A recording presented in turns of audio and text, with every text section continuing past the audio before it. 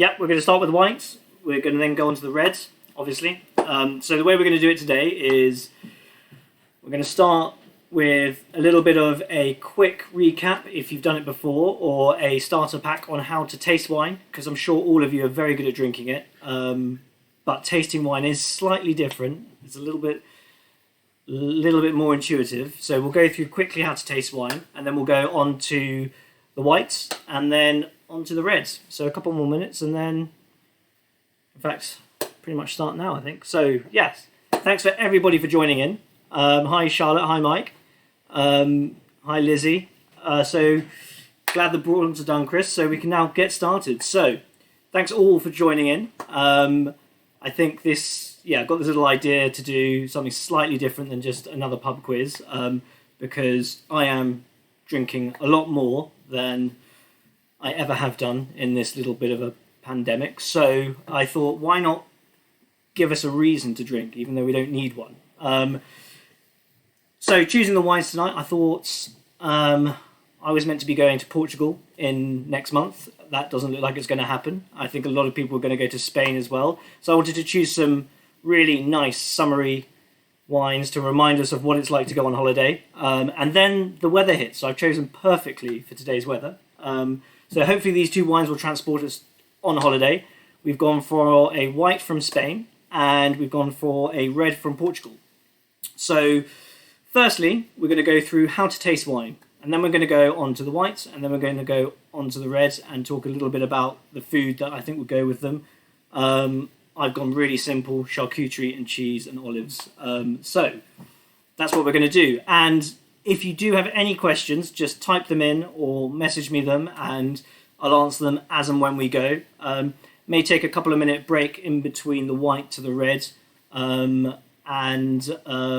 get started again from there. So, tasting wine, very different to drinking it. Drinking it is very easy to do. You just crack open the bottle, pour, and then you're done. Tasting it, what you're looking for is several things. You're looking for, how does it make you feel? You're looking for, is it good quality? And is it good value for money? The first thing you want is the glass. You tend to want glass as thin as possible.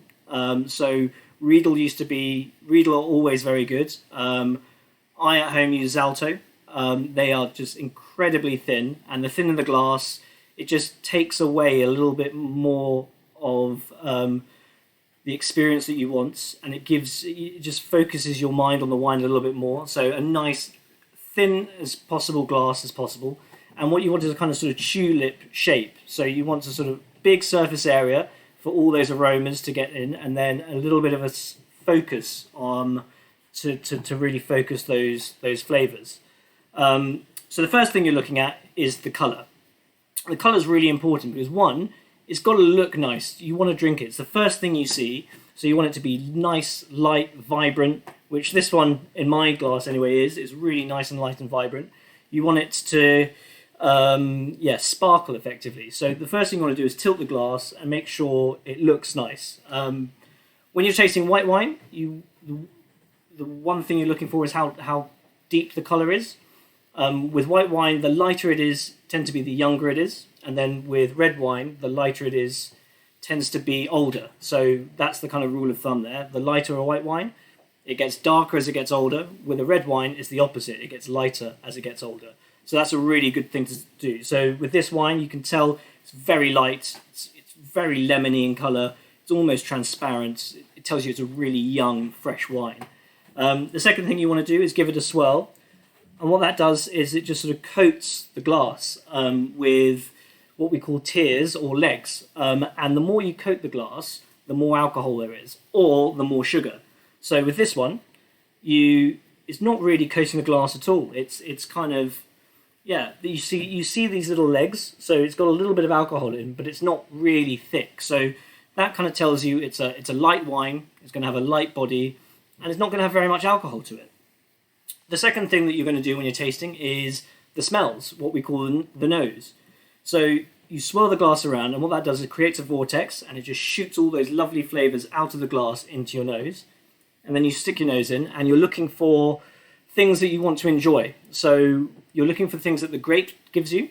So the first thing is fruits. So if you're getting a lovely fruity freshness to it, that's everything that comes from the grapes. The second thing you're looking for is things that the winemaker gives you. So a creaminess, an oakiness, sort of a dried kind of fruit characteristic. The more of those things you get, the more that the winemaker has influenced it. And then the third thing you get is what we call tertiary characteristics. So that is when people start using eloquent things like cigar box and leather and dried fruits and prunes and figs. Those are flavors that have developed in the bottle. With this one, all you're really getting is fresh fruit and flowers. So that tells you it's quite a young wine. The winemaker hasn't done very much to influence it. It's literally just fermented.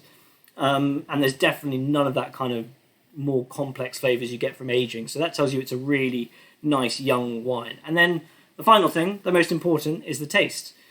Now, you'll have seen a lot of people swallow a bit of wine, swirl it around the mouth, sort of as if you're sucking air through a straw, and that again creates that vortex in the mouth. And the more you do that, the more you separate those individual flavors, makes it easier to taste, and you can also then taste the structure of the wine as well. So how acidic is it? So the more saliva that builds up in your mouth, the more acidic the wine is. The more of a warming sensation you get at the back of the palate, the more alcohol there is. And then how much body is it? Is it a really light wine, so almost like drinking a glass of water? Or is it really thick and full-bodied and coats your mouth almost like olive oil? And where does it sit on that kind of paradigm? And so those are the kind of main things you're looking at.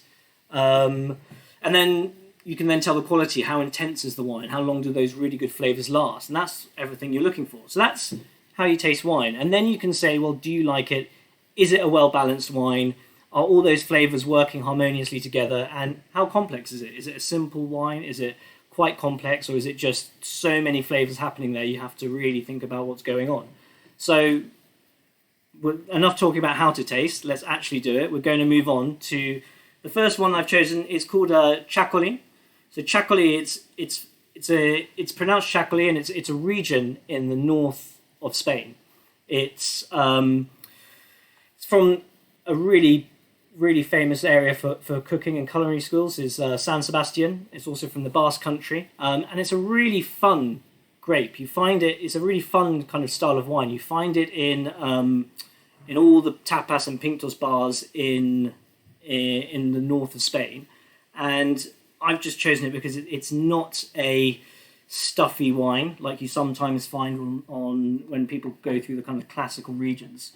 So this is the body, and what I mean by that is when they pour it, if you ever go there, and I'd suggest YouTubing it after this, not during this, but after this, and if you pour, you'll see is they pour it from a really high kind of point into the glass, and I'm really bad at it, so I got a load on the floor, but what that does is when they're fermenting it, they keep a little bit of the carbon dioxide that is produced when you ferment it, and they keep it in the wine. And if you pour it from a height, what it does is it creates such a hit into the glass. It gives it a little bit of a spritz. So that's the way you're meant to do it. If you go to these bars, they're just so good at doing it. They just do it all the time, one after another. For the less experience like me, they actually sell you these little tops that you can put on, and it just makes it go straight into the glass rather than arching it through. So if we just give this one a bit of a taste, so it smells absolutely light, fresh, lots of really nice kind of limey, zesty flavours to it, and then give it a try, see what you think.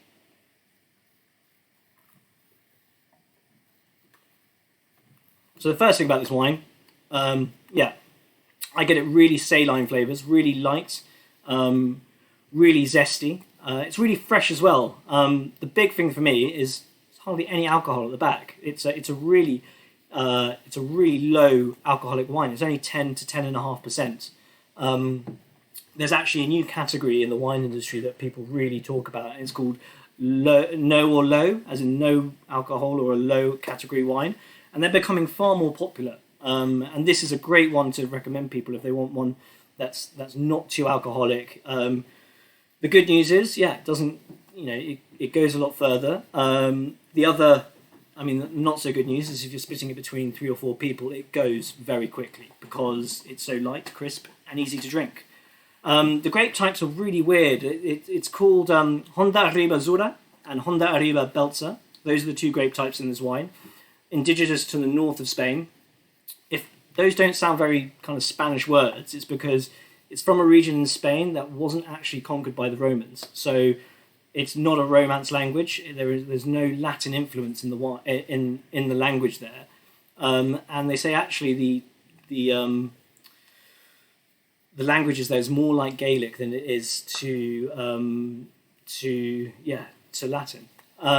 So yeah, I get it really, really lemony flavors as well, and it has a little bit of a lift. Like it's a bit crisp, and it's got a bit of a bit of that CO2 lifts up the wine a bit, and it's absolutely for me. I think it's just a delicious, light, great wine for when you're in Spain. It's unpretentious. And it goes really well with Iberian ham or ham and bellota.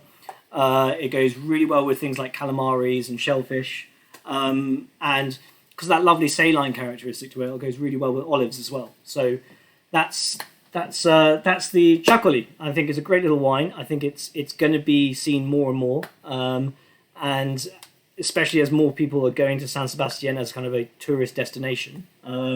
Coming back with this wine, I think it's just a great little wine that I wanted to show.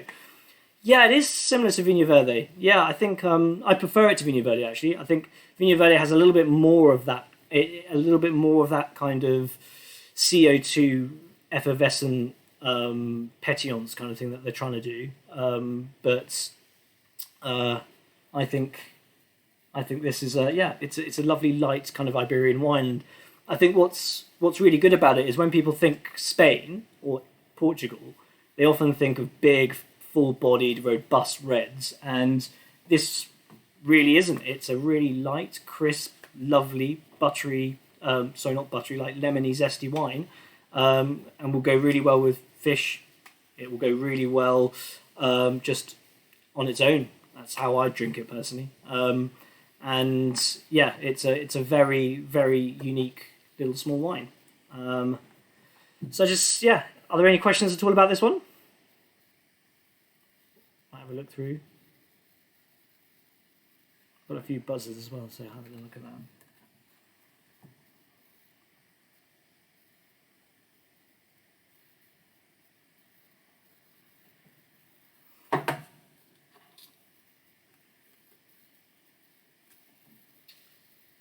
So it's very light, like Riesling. It's very, the colour is definitely like Riesling. There's no colour in it at all. It's just almost kind of transparent.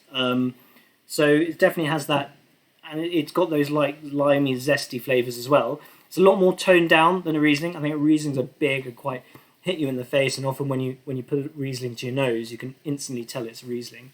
Whereas this one, I don't think it does. It tastes like holidays. Yeah, I think that's a very good way of describing it. It's just, it's a wine that would have a Panama hat on if you were to dress it up. Yeah, I really like it. I think it's a really good little wine. How are we doing for? Yeah, so everyone ready to go on to the second wine, or do we want to just try this for a bit, go back to it afterwards? Did anyone try pouring it from a height?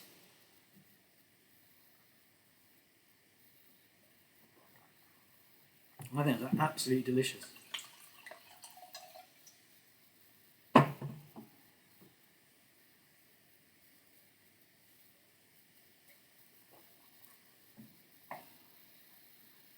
If you pour it from a height, you definitely get a little bit more of that, those bubble kind of sensations.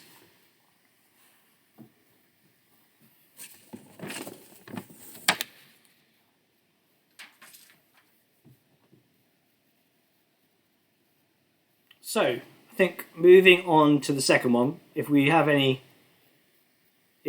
questions, we can always sort of go back to them. I think, so the next one, Vinha Grande, Portuguese, from the Douro Valley. famous for obviously port, so a big, full-bodied, rich, powerful region, really hot. If you ever go to, I would really recommend going to Porto. It's an amazing place. It's become such a lovely tourist destination. Obviously can't go there at the moment, but when this is all over, I'd really recommend going. It's got so much history, and the winemaking skills have been made over centuries, and it's got a really big British influence there. You'll see all the kind of port names. A lot of them will be British surnames, and it was created as a region to partly to basically fulfill the thirst for English people to have wine when we were at war with France. So when we were at war with the Napoleonic Wars, we had our supply of Bordeaux just completely cut. So we went finding new ways, and Portugal, being our oldest ally, was a great place to go, and port was created, and a lot of British families went over there, and the rest is history. But they're obviously famous for big, powerful, robust, fortified wines. And this wine is the exact opposite. It's made by... It was founded in 1952, so it's got quite a lot of history to it as well. The great thing about Portuguese wine from this kind of region is the amount of investment they've had in the last few years. They've had renovated wineries, they've had loads of EU grants, and they're making absolutely fantastic wine there. And also really good value as well, because it's not an established, well-known red wine region like Bordeaux, like Burgundy. So you can actually get really good value reds there. And this one is been designed to make lighter, fresher, easier drinking, summery reds. So not your big, powerful kind of styles. And yeah, looking at it, and if we go through that kind of how to taste wine again, it's brilliantly ruby in colour. It's quite vibrant, and that ruby in colour makes it gives you the impression that it's quite a young wine. It's got lots of body to it. When you kind of swirl it around the glass, you can instantly see the tears, and the legs are a lot more full than they were with the white wine. So it instantly tells you there's a bit more alcohol in there. There's going to be a bit more body. There's going to be probably a bit more fruit and texture as well. And the smell-wise, it just, I'm just getting lots of those kind of red fruits and black fruits like cherries, blackcurrant. I'm getting a bit of bramble there as well. And this is where it is all so subjective. You don't need to necessarily get what I'm getting. And I heard someone describe it once as learning a language, and it's so true. It's first time someone says these words, you kind of like, I don't know what. And it was with me. I was like, I don't know what they're talking about. And then as they start saying, oh, I'm picking up this flavour, and I was putting my nose in there, I could kind of understand, oh yeah, no, I do get cherry or red currant or black currant or bramble. And what I would do is bank those kind of flavour sensations, so I could, next time I was picking up in the wine, it really helped me kind of learn the sort of language of how to detect flavours in wine. And I get a really nice pepperiness to it as well, like that sort of like black crunch pepper. And slight, if anyone gets a hint of slight smoke, it is there, and that is really interesting. So we've moved from a wine with the white that was literally just flowers and fruits. So just what we'd call primary characteristics. The winemaker's really focusing on just getting flavours from the grapes and not trying to add anything else. Well, this is getting a little bit of smokiness to it. So the winemaker has added oak to it. So a smokiness is a real characteristic of a wine being oaked. But it's not very detectable. It's not in your face like a Rioja. Riojas have loads of oak flavours, which are like vanilla and spice and smoke to a certain extent, whereas this one's a little bit more delicate. It's a little bit more integrated, so I think the winemaker's done it very well, wants to add a little bit, but wants to really keep it a really fruity wine. So yeah, give it a try, see what you think. Yeah, really lovely and light, really fruity. The one thing we didn't talk about with structure earlier, because we were doing a white wine, is tannin. So tannin is, you find it in tea as well. And it's, do you ever drink a wine and it just dries your lips out, drives your gums out, and you find it really chlorine? That's tannin, and it's found in the grape skin, and it's basically the structure of wine. And you have really tannic wines, like some claret Bordeaux's that are really austere and tannic and that tannin needs to be broken down. And then you have really light wines with no tannin almost at all, like Beaujolais.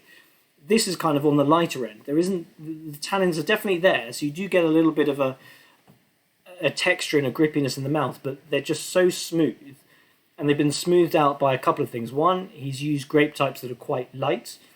And another reason is the sun really beats down and kind of just ripens those tannins up. So it makes it really easy to kind of drink. For me, this is a great summer wine because it's not too heavy, but there's enough body for it to stand up to like a grill. So I think, again, this with Iberian ham, this with croquettes, this would go really well with grilled pork chops or chicken or barbecued sausages because of that pepper there as well. And yeah, it's just a really nice I think it's just a really nice, easily drinking wine. And I think often people use the word easy drinking as a bit of a criticism, whereas I think it really was the intention, and it's actually, a really nice, delicious, smooth. And smooth is a really weird word because in the wine industry you're never taught the word smooth. In all the books that I did to learn about wine, not once is the word smooth ever used, which I find really weird because it's a word that consumers and customers use all the time. They want a smooth wine. And the way you can smooth out wine is, one, whack up the alcohol, or which you often get with big New World wines, or in this case, what they've done is they've just made a really well-balanced, harmonious, integrated wine, and it just all works really well, and it's become quite a nice, easy-drinking, smooth wine. The grape types, again, they're not really that well-known, so the main grape type in it is one called Touriga Franca, or Touriga Francesca, and it's basically called the French Touriga. It's quite a light wine, it's quite perfumed, so if you get like sort of red violets and things, it all comes from the Touriga Nationale. If you're more famous, if you know your French grapes better, it's a similar kind of style to Cabernet Franc. So if you look at Bordeaux as a comparison, Cabernet Sauvignon gives you a really big, austere, tannic kind of wine, and they'll add a bit of Cabernet Franc in just to lighten it up. With this one, they've put quite a bit of that Touriga Franca in to give it a really soft, rounded, easy drinking kind of style. Then the other grape type is Touriga Nationale. Touriga Nationale is synonymous with port. It's the big main royal grape that they use to make port. So big, powerful, tannic, structured, and that's where the body of the wine comes from, is that Touriga Nationale. And then there's a couple of other grape types. There's one called Tinto, which is basically a very old version of Tempranillo, which you find in Rioja. And then another one called Tinta Barroca, which there's only a couple of % in it here. And just, again, an indigenous grape from Portugal that gives you a bit of backbone. So, yeah, I think it's a really good little wine. I think it goes, with the wines, the charcuterie I've selected, like Bayota ham. I think it's just absolutely, a classical kind of, a classical match, really. And another little thing you can do is, if you tend to be more of a white wine drinker and you have that kind of concept in your mind, I don't really drink red wine, but you're finding that maybe it's just not hitting the spot, what I would do is I'd pop it in the fridge for 10 minutes. It just takes the kick out of it a little bit, and I think that's a really good way of doing it, because what's really important to remember is when people say red wine must be served at room temperature is a lot colder than we often have it. So room temperature is usually about 18 degrees, which is quite cool in most people's homes now. And especially if you're out in Portugal, hardly ever 18 degrees when you're sitting on a terrace. So 18 degrees, just pop it in the fridge for 10 minutes. I mean, you don't want to chill it right down so you lose all those flavours you're paying for, because the colder you get the wine, the more closed it is, and the more you lose those flavours you're paying for. So just popping it in the fridge for 10 minutes, popping it in an ice bucket for 5 to 10 minutes, it just adds a little dimension that I really like. And I think that chilled with a little bit of pork would be just an absolutely delicious little red wine. I'm going to have a look at these comments now and have a see what people have been saying. Do I know any good Galician wine? I do. So, I mean, the famous one is Albarino. Gordeo is another really good one. And red-wise, they've got a really lovely red grape called Mencía. And Mencía is one of my favourite summer wines, which maybe we should do one day. Again, kind of like that Touriga Franca that I was describing. It's light, it's round, it's very floral, it's very kind of violet flavours to it. It's ruby red. It's very dark in the bottle, but actually very soft. So Galician wines for me are absolutely outstanding. I love them. I spent a few months living in Galicia, and I just fell in love with their wines. Got to do a vintage at a Albarino wine producer, and it was just sensational. What other ones do we have here?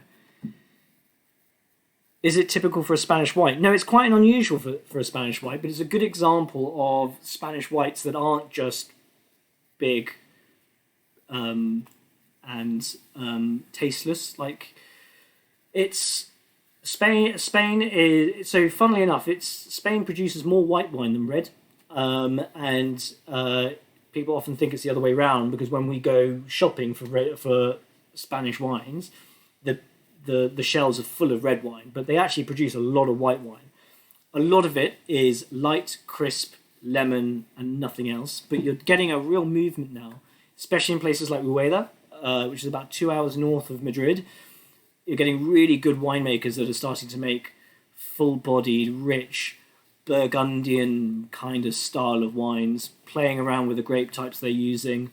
On the east coast of Spain, you get white wine grapes that they use to make into cava, which I am a huge fan of. But they also make them as still wines as well. And again, you've got really innovative winemakers making different kind of styles and not just doing stereotypical Spanish holiday, light, crisp Spanish whites.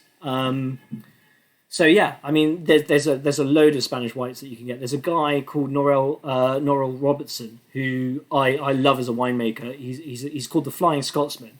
Scottish guy, flew over to Spain in 2003, and he makes some really interesting whites that are a lot richer and thicker. So they're really worth trying.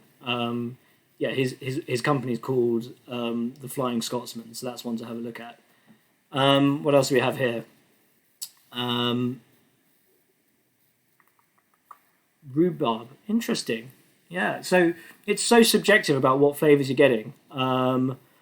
And yeah, the blackberry toffee smoke, again, perfect kind of analogy of what you're getting. What else? Portuguese pork and clams, interesting. A bit of surf and turf, Spanish Portuguese style. Well, glad you're liking the red. Is the red a bit more of a winner than the whites? The best word I've heard to use to describe a wine. I don't know. That's a good question. I mean, there are a lot of people far more poetic than I am in terms of describing wine. Unctuous is a word I love. I think when someone says, "Oh, it's a very unctuous wine," it makes me want it, because it's just, I can imagine it being big and bold and full-bodied and rich and just epically delicious. Oh, I thank you, Mark. That's very, very kind of you. Yeah, what other questions do we have? Yeah, I think for me, the real winner for is I really like the whites. I think even though it's a simple wine, it's got a lot of unusual characteristics. That slight bubbles to it is just quite unusual. You don't normally get, and the fact it's so easy to drink, It's 10%, and it's quite unusual. I think yeah, it's surprising. I like it. I think it's a shame it's raining, because I think it would be far more enjoyable if it was just a really nice summer's evening like it was last week. But yeah, and I think the red I was expecting it to be a big, full-bodied fruit bomb, but it really isn't when you try it. It's just quite nice, light and delicate. And if I was a wine, what would I be? I'd be champagne. Yeah, I'd be bubbly, someone you want to bring to a celebration. Slightly, yeah, maybe not great value for money, but everyone's got to have it now and again. Let's see if we've got any questions on here. Right. So what do I mean when I say New World? So that's a really, really good question. So New World and Old World, it's really easy. Old World is where wine has grown up as a culture over hundreds of years. So Spain, Italy, France, Greece, there are others. That's kind of the Old World. Germany, where wine has been inherently part of culture over centuries. New World is literally everywhere else. So New Zealand is the New World. Wine grapes were taken over there and planted and harvested and became a real kind of proper industry in the 70s. The same with California, Chile, Argentina. That's all the New World. In that kind of concept, England is the New World with English sparkling wine, which is a weird one because geographically it's in the Old World, but wine-wise it's in the New World. South Africa is a really interesting one. Most people would declare them New World. However, the South Africans really resent it and want to be described as Old World. They will point to they have vineyards that are older than the region of Rioja has ever existed. However, stylistically and when they became kind of commercially viable wine producing country, it's kind of a New World wine. So just seen Andy's thing about being a Chilean Chardonnay. I think that is a very good shout. Yeah, I think if anyone hasn't watched My Dad Wrote a Porno, they won't get it, but I could definitely be a very classy Chilean Chardonnay. Champagne, a good leg opener. Not in my experience. You always need a lot more than just champagne. Are there any wine myths you often hear that you could debunk for us? Yes, sulfites. That's the one. I really hate it when a customer comes in and talks about low sulfite wine and no sulfites, and have we got these contraptions that takes the sulfur out of the wine? One, they don't take the sulfur out of the wine. It's a complete myth.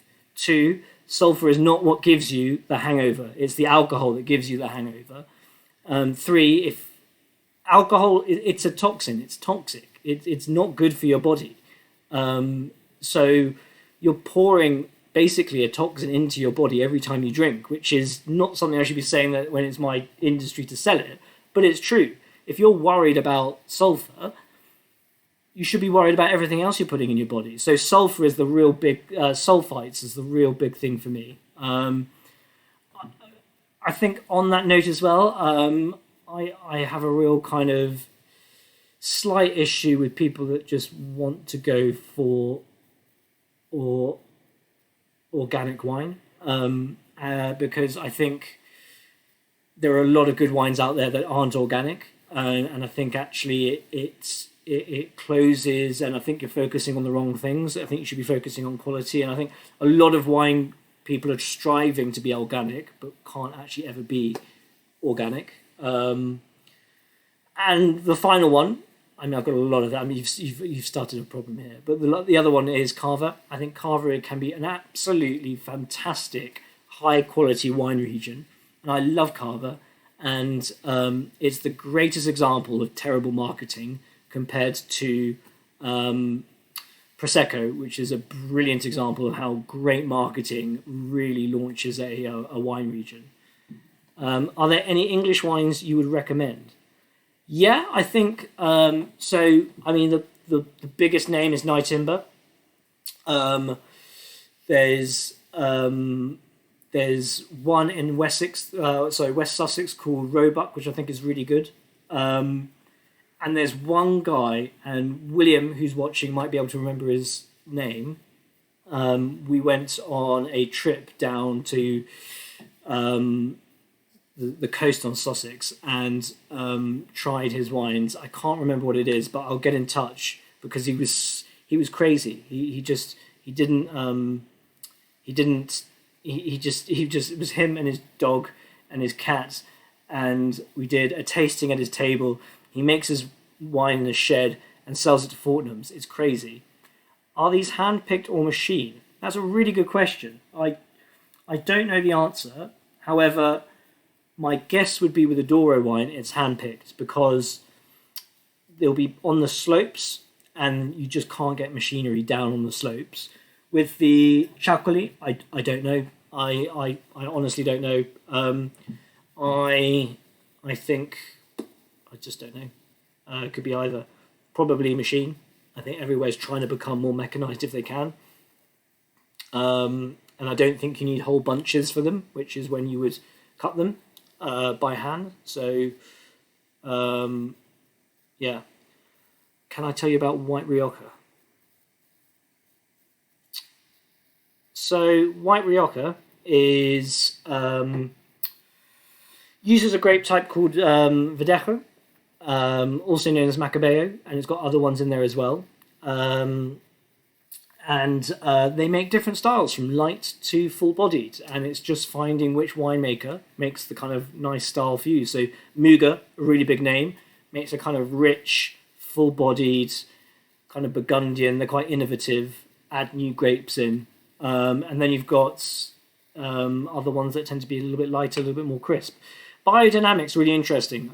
So I had a tasting once with a guy who was a biodynamic farmer, and he had all those cynical questions asking him for those that aren't really sure about biodynamic, it's about following moon patterns to when you pick and how you treat the land that you're growing these grapes. My personal opinion is, I don't know if it works or not. All I do know is if a winemaker is going to that extent to make a bottle of wine, they're going to be doing everything else really well. So a biodynamic wine, I think, is going to be good. Maybe not because it's biodynamic, but because if a winemaker is going through that biodynamic process, they're paying a lot of attention of how good the grapes are, the growing season. So you tend to get very good wines from biodynamic, whether it's because it's biodynamic or it's because a lot of people are doing that kind of style. I don't know, but that's my kind of opinion on it. They're always good, whether it's biodynamic, I'm not sure. Let's have a look at some more questions on this.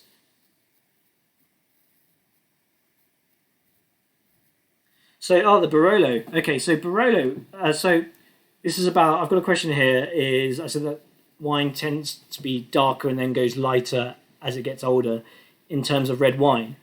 So, and then ask me about Barolo and how does that fit in it. Barolo is a really interesting one. So the first time Barolo was poured into my glass, I've always been told Barolo is big, it's bold, it's intense.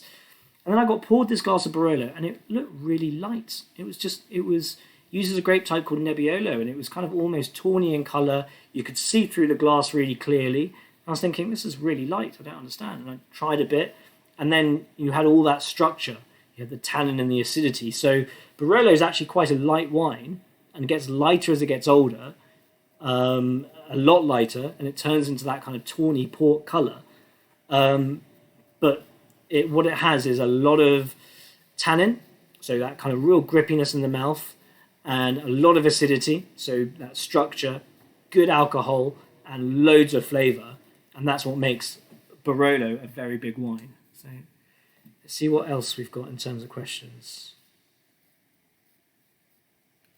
So interestingly, the climate change in Champagne, you're seeing higher alcohol wines, you're seeing far more fruitier wines, you're seeing lower acidity wines,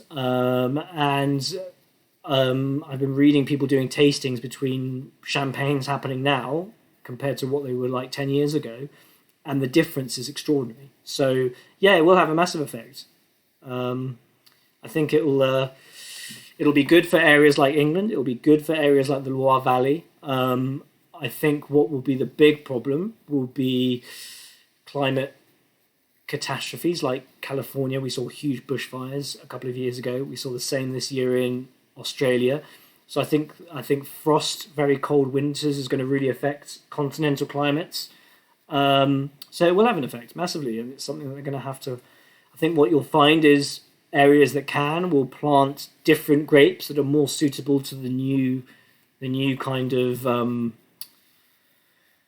new environment that they're facing. So I think that's one way they'll get around it. And others, I think they'll just adapt the style. They'll either pick later or pick earlier. They'll oak it less or oak it more. I think you'll find, winemakers will cleverly adapt to how the climate changes. I think what is the big danger is those big events like frost, hail, forest fires and things like that. I think that's the big thing. So let's see what else we've got.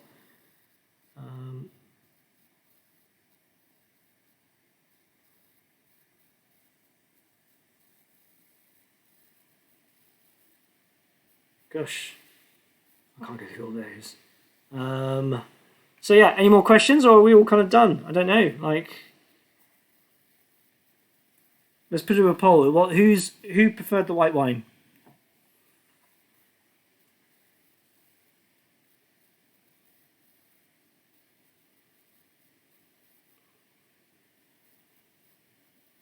Oh, I've just seen a vegan question. Why is most wine non-vegan? So whenever wine's vegan or vegetarian, it's just to do with the fining and filtering process at the end of the winemaking process. So when you finish making a wine, it tends to be quite cloudy. And what a consumer wants to see is a nice, clear, crisp wine. So what they'll do is they'll fine it and filter it. And fining it is you put in a negatively charged or positively charged element, which will bind to the things that are making it cloudy, and you lift that out, and it's a nice clear wine. Often it's egg whites, often it's fish gills, and that's. So when it says it's a vegan wine or a vegetarian wine, it just means it hasn't used animal products in the fining and filtering process. I mean, there's a big kind of you can be a bit pedantic and say, well, it was never 100% vegan because a lot of animals die during the harvest process. But yeah, as someone that isn't vegan or vegetarian, it's nothing that ever kind of bothers me. But you're seeing a lot more people ask for vegan and vegetarian wine and not understand what they're asking for. So it looks a bit of a 50-50.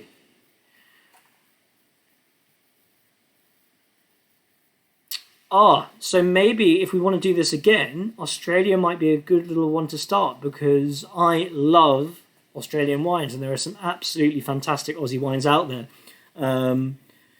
I think, so for me, my big love is Chardonnay, and it's getting people to love Chardonnay again is kind of my one man kind of mission, because a lot of us, especially our age, and have had parents that went through the 1980s and 70s of terrible Chardonnay, and it's kind of passed on to us. So yeah, I think I think going back to Australia, I think there are definitely Chardonnays, Pinot Noirs. They're famous for their Shirazes. They're now making really interesting Italian grapes, because Italian grapes tend to do really well in hot climates. I've just seen the most moons question. So yeah, I think Australia is a great example. You find great wines everywhere, and Australia is a really good example. So maybe we should do an Australian one next time. Which actually, if people want to do this again and have kind of a style that they want to do or want to learn more about, or have any suggestions of how to do this better, or what they would change, maybe let me know and we could do it from there.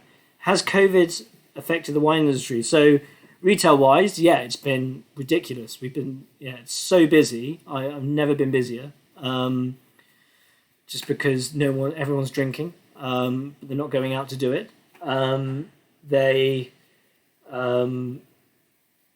But it's really affected en primeur. So en primeur is when you buy the wines when they're still in the barrel. It's kind of speculation. None of them have happened this year because of the coronavirus. So what they think is going to happen is we're going to get this huge supply of wine. We're going to get the new vintage, which buffers onto the old vintage, and they think there might be a big, massive reduction in prices going forward because supply will massively outstrip demand. So it's going to be interesting. I think it's terrible for the on-trade, so restaurants and bars. It's fantastic for retail if you can get it to customers. We're finding it really difficult to courier things. But yeah, it's interesting. Yeah, it has been really affected in good ways and bad. Yeah. My favourite champagne is... That's a question. It's like asking what your favourite child is. I mean, our parents would say me, but I don't know. Could do a champagne tasting next as well. Love champagne. Most underrated wine. The most underrated wine. There are areas of Spain that I think are massively underrated because and they're really good value. I think. I don't know. That's a really good question. I'm so fickle when it comes to wine. I just try lots of new ones, and I think underrated. Ooh. I think I love Beaujolais. I think people just don't have a kind of really good experience, really good thought process behind Beaujolais. I think that could be kind of underrated. So yeah, let's go Beaujolais for today. But my answer will change next time. So ask me again. Yeah. I mean, I think Aussie, Aussie, Aussie. Don't know what that's about. So yeah, that's it really. So it kind of looks mixed, like half white, half red. For the answers, I think maybe next time we should get a third bottle in. Maybe do a rosé one next time. South Africa. That's a good shout for underrated wine. Yeah, I think South Africa is kind of underrated. We have a guy working with who is from South Africa, so we've got an extremely good South African selection, and I've been going through that quite well. Yeah. So yeah. Top 3 champagnes, if you can't pick one. Okay, so I'll go for the top 3 that are brands, because there are a lot of grower champagnes that I think are fantastic, but that would just sound pretentious if I go through them. I love vintage wine. I love vintage champagne, so I just love the power that they have. So I'm going to go Paul Roger Vintage is phenomenal. Love Bollinger Grande as well, big and bold and rich. And, I got taken on a trip to... actually, this is going to answer the most underrated wine, I think, because I think it is so... People think it's so overrated, and it's not, and that's Dom Perignon. I got taken to Dom Perignon for the weekend, and it was just phenomenal. And they make absolutely outstanding wines, and it just shows you that just because it's got a big brand and they make a lot of it doesn't mean that the quality is sensational. So I love DP. Yeah. What country's wine would you choose? Spain. I've got a little bit of affiliation with Spain. I think they've got really lovely kind of I don't know whether it's because I did Spanish at uni that I've kind of sort of fallen into it, but yes, Spain, without a doubt.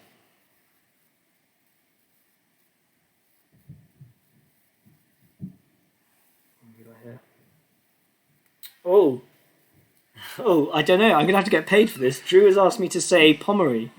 I wasn't a big fan of Pommery. We went to a tasting and he loved it, and I wasn't. I mean, it was a good champagne, just wasn't my favourite. Gosse, that's a great wine, which he didn't like. So Drew, I'm not saying Pommery, I'm saying Gosse. What's my favourite everyday drinking champagne? So that's the problem with champagne. I think actually there isn't an everyday drinking champagne because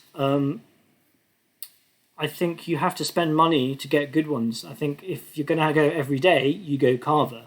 But let's move away from that. I think there are a couple of good little growers that I think are good at that kind of £30 mark. So yeah, it's a hard question because there's one called Tribo, Madame Tribo. I think is very good.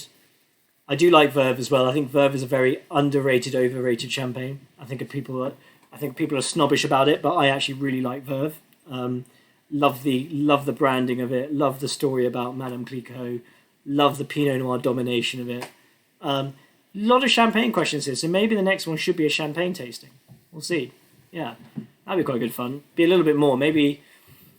Yeah, work out how to do that. I think, but yeah, maybe a champagne tasting next. Or maybe that will be one after the lockdown that we can all come to join together and all chip in. Best wines coming out of Yugoslavia and Czechoslovakia. So Czech wines are coming really good. I don't know any Yugoslavian. Romanian and Bulgarian are making really good Pinot Noirs. Hungary make amazing wines. So all that kind of region used to have a huge history of making wine. Stopped during the Cold War and the Soviet era, and are now coming and making a bit of a return. Favorite breakfast wine? Champagne. Yeah, got to be champagne. Champagne and smoked salmon. Or Beaujolais. Beaujolais with a fry up. Oh, there we go. Louis Barthélemy. There we are. That's a good sort of everyday champagne.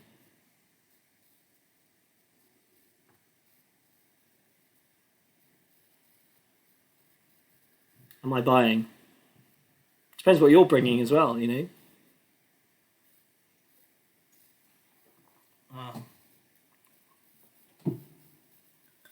So this red is just really Moorish. How's everyone done? Are your bottles full, medium, or empty? Do I think I could grow vines on Mars? I'm loving the space questions, Chris. I have watched Mars, and they do potatoes, so I don't see why I couldn't do vines. Bolly and Tatty. I do like Tattinger and Bolly. Yeah. Pudding wine. Ooh, good question. I am a bit of a fan of sweet wines. I love them. Love Tawny Port. Love really sweet sherries. Love, if we go back to Hungary, love Tokai. I think Royal Tokai is a fantastic style of sweet dessert wines. I think when anyone says they don't like pudding wine, I think that they were designed because the wine has to be sweeter than what you're eating. Otherwise, the sugars in the food overlap on the wine and kind of drown out all those flavours. So the way to get around it is make the wine sweeter than what you're eating, which is why when you have a sweet dessert, you need a wine that is sweeter than what you're eating, which is where pudding wines came from. And yeah, Royal Tokai. I love the old style classics, you know, that you used to find in the 70s, and like Baume de Venise, I think are great. So yeah, no, big pudding wine fan. We could do definitely a pudding wine tasting. Oh, please do a pudding wine tasting. Yeah, we could definitely do a pudding wine tasting. Yep, that's. Can the next wine tasting be via Zoom, more interactive? Yeah, I mean, we're just playing around with it. Like, I just the thing is I had nearly 30 people sign up for this, and I just thought that Zoom wise might be a little bit, yeah,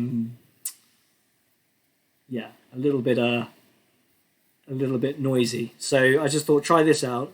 Sauterne, yeah, great as well. Great little white pudding wine. So yeah, Sauternes are great. So yeah, we could do a pudding wine tasting. If you tasted wine in space, would it taste different? I have no idea, but it does taste different if you're in a plane. So when they design wine menus for planes, they take the altitude into account. So that's something. I don't know, we could go on ages these question wise. Got more coming through. I'm loving the photos people are sending me of their their food platters. Athene has just sent one. That's pretty impressive. Yeah, I like that. That's very good. Yeah. Zoom, I can control the mute button. We know from the pub quizzes that gets overdone by a lot of people a lot of the time. Yeah, we could do Zoom. I mean, we could try that next time. See, yeah, it was just to see. I mean, the big thing about this is if is it goes through a program to kind of clean it and scrub it and make it a bit more high quality, which I don't think you can do with Zoom. But yeah, we can try that next time.